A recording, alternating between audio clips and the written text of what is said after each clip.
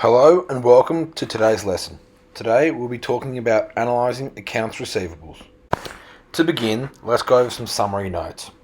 So we know that receivables are money owed to a business, and ideally they want to be collected within 30 to 90 days.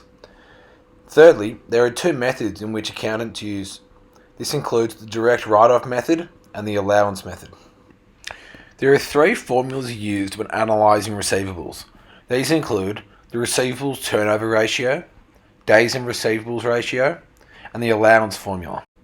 These three formulas will be discussed further in depth in the later slides. To begin, we're going to discuss the receivables turnover ratio. This is calculated by dividing credit sales by average receivables. This ratio is used as a comparison between credit sales and receivables. It is useful in determining how successful a company is in collecting their own receivables. The higher the ratio, the more efficient they are at collecting the receivables from customers. Secondly, we're going to discuss the days in receivables ratio. This is calculated by dividing 365 by the receivables turnover ratio. This shows how many days it takes the business to collect their own accounts receivables after they've made a sale. Ideally, you want a lower number, as it means the business collects its receivables on a more regular basis. The more times they collect per year, the better.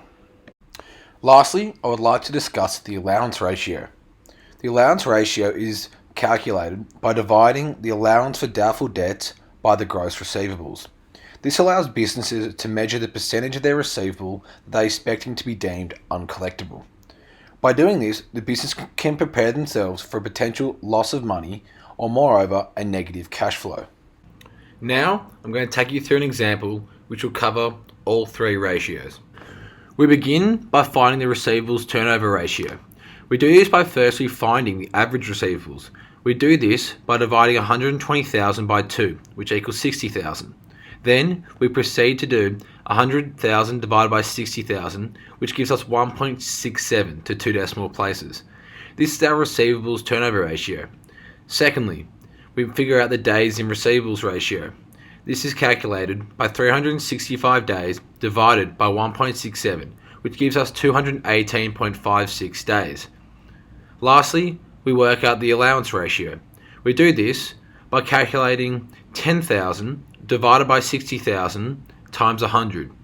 This gives us 16.67%. That's all for today's lesson, so thank you very much for tuning in, and I hope you've learned something.